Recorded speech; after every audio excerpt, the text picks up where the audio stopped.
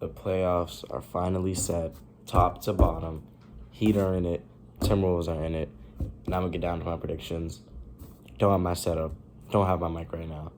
I am actually running late to work. Well, not running late, but I work in a minute. But I want to get this out to you guys. Sorry, my throat is hurting right now.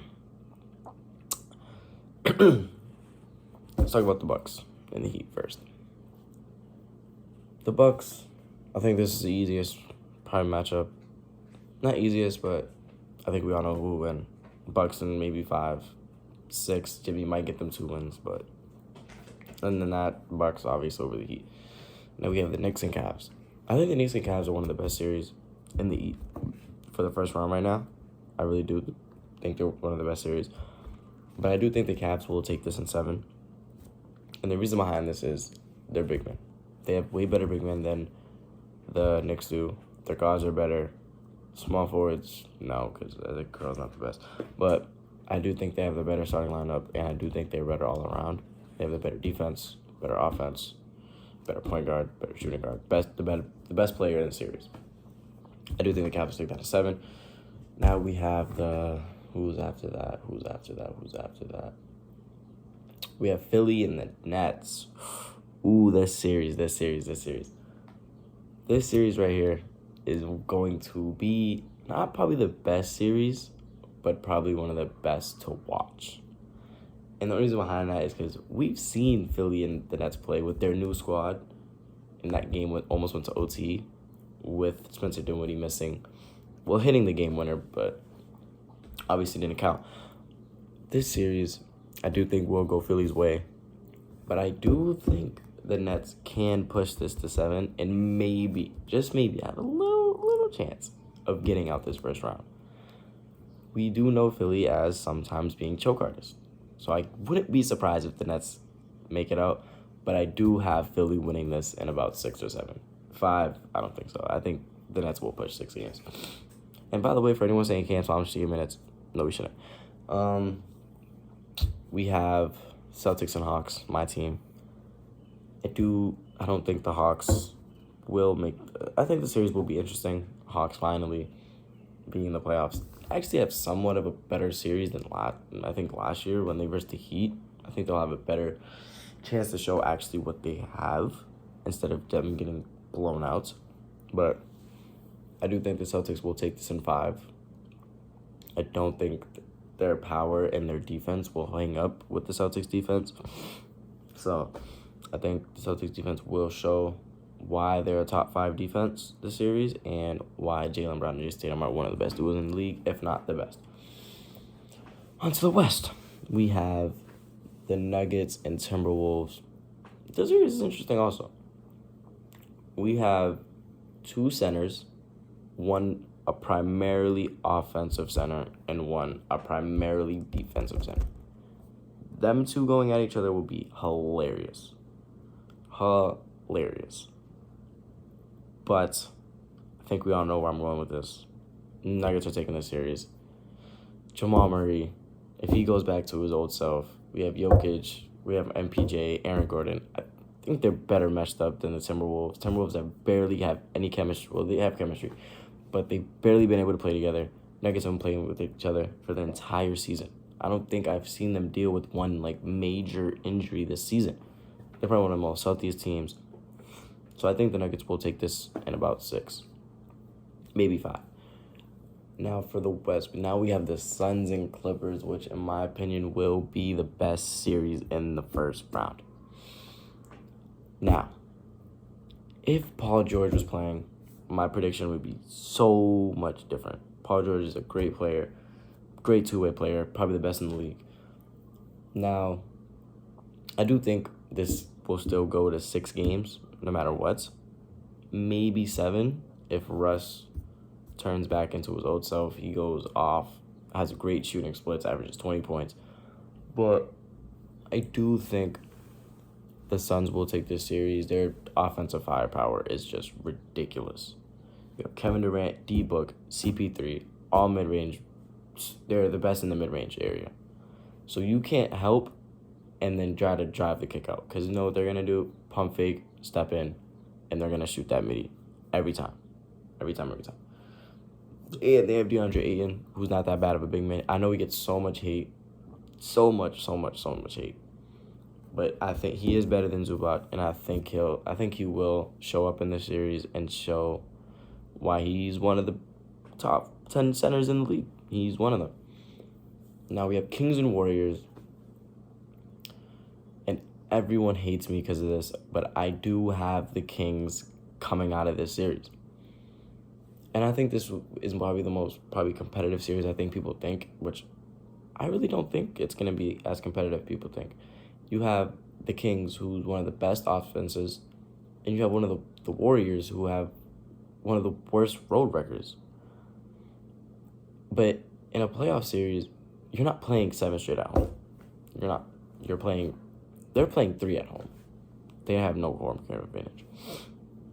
So I think with this matchup, De'Aaron Fox will come out and show why he's playoff ready. They have the better point guard. Whoa. That's a crazy saying. They have a great point guard. Let me get that out of the way. They don't have probably the better team, but I do think that team meshes so well together that they can, and I think they will, show why they belong in these playoffs. People thinking this a fluke, they're not supposed to be here, Warriors in 5, da-da-da-da. This Kings team had one of the most historic offensives this season. I don't think they're just going to go out like that in the playoffs I don't care who it is. I don't think they're going to go out like that, especially to a Warriors team that's been struggling all season. That just shouldn't happen. So I do have the Kings winning this series. Now we have the last series of the first round, and that is, who is it? Oh my God. Oh, Lakers and Grizzlies. Probably the most competitive series in the first round. Now, Lakers, I expressed how I feel about them in my last one. I hope Darvin Ham has these rotations down packed. I hope they're not bad. Down packed rotations. Knows what he's doing. Now, for the Grizzlies, I do think this will be a tough matchup, but they do have a D-point candidate this year in Jaren Jackson on Anthony Davis. He might be able to slow him down a little. If they get Steven Adams back, I like the Grizzlies in this series much more. Now, people must be wondering, Steven Adams, he rebounds and he sets screens. But his defensive impact, because now you not only have Jaren Jackson, who's a 7-footer in the paint, you have Steven Adams also in the paint. So now you're clogging that paint, and you're forcing the Lakers to shoot, which they don't have that many very good shooters, to be honest. We've seen them struggle from the three-point line a lot this season. So I don't know what their three-point shooting will look like. We've seen Malik Beasley struggle before. We've seen D'Lo struggle before. I think he shot terrible that playing game. Now for Ja, I feel like Ja will very much compete this series. He will have a couple games with 40 pieces because that Lakers defense is, I'm sorry, they are bad. It is bad, that defense. Yes, they've had the number 1 defense since the trade deadline. But I think Ja's offensive ability will kill the Lakers' defense. Unless they put Vanderbilt on him, but I highly doubt, because I don't think you put a big on a guard. I don't think you do that. But I have the Grizzlies in 7. I think the Lakers will push 7. I don't think they're that bad to not push 7. I think they should. But I would give my full prediction of who's going to... Well, if you want my full prediction, I'll probably try to make a video before these games are done today, because I'm recording this on the day the playoffs start. That's my first round predictions. I want to try to get you guys my full predictions. You know what? Fuck it. Let's do it. I got time. So now in the East, we have the Heat versus the Cavs. No, I'm tweaking. We have the Bucks versus the Cavs. I think this is a very simple series. Cavs, good team, but I think this is where the Bucks experience will come in. This Donovan Mitchell has experience, obviously. He's been in the playoffs. This will be the Cavs' first time in the playoffs since losing LeBron, and their first time in the playoffs without LeBron in a while. This will be Evan Mobley's first series. This will be Darius Garland's first series. This will be a tough opponent for not only the Cavs, but this will show that this team will give the Bucks a hard time. The Cavs have great interior defense. Great interior defense.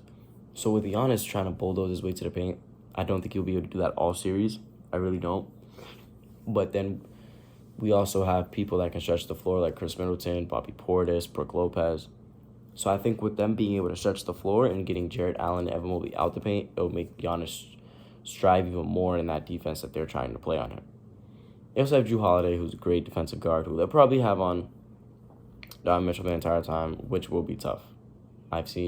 Everyone have seen Jrue Holiday lock up on defense. It's going to be tough. If the Celtics versus 76ers, everyone knows the trend. Celtics own the 76ers from start to beginning. Every time we match up against them, we kill them. Badly. I do think we close them out in 6. I just don't think their defense... Again, almost every team that will be getting eliminated in my bracket is because of their defense. The Celtics' offensive ability is crazy. So is the 76ers, but the 76ers' defense is what scares me. They have James Harden running the point. Sometimes they have Tyrese Maxey at the 2. And they have Joel Embiid at the 5. And they have Tobias Harris. I don't know who their 3 is mainly. I really don't. I didn't watch 76ers basketball like that. But with those first 3 I named, especially the 2 guards, their defense is not very good. It's not. So, and we've seen Derek White blossom this season, surprisingly. He's been the third option in that starting lineup. He's been the third option. So with now someone like Tyrese Maxey on him, I feel like he can take advantage of that matchup, which we probably won't go to him as much. But if we need to, it wouldn't be a bad strategy. It wouldn't. So I had the Celtics closing that game out in 6. Now we have the Nuggets versus the Suns. This is an interesting matchup. I do have the Suns closing them out in this game. I just don't think the Nuggets have that many good defenders to keep up with this Suns team. This Suns team is probably the stacked we've ever seen it. Probably the most stacked team in the league right now. Most stacked team in the league. But now, again, their mid-range is so deadly. And everyone will be like, but what about their defense? Their defense isn't as good. You just said everyone's defense are probably getting eliminated because everyone's defense. Their defense is not that good, but when you really look into it, they're not that bad as defensively as everyone thinks they are.